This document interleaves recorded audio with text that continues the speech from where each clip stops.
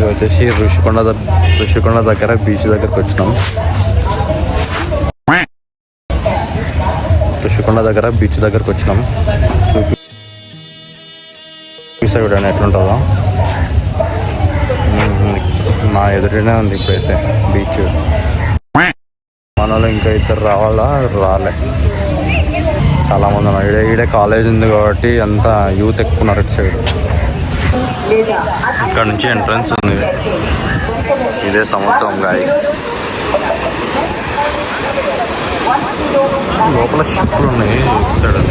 కనపడుతుందో లేదో, సౌండ్ మాత్రం క్రేజీ ఉంది ఇక్కడ.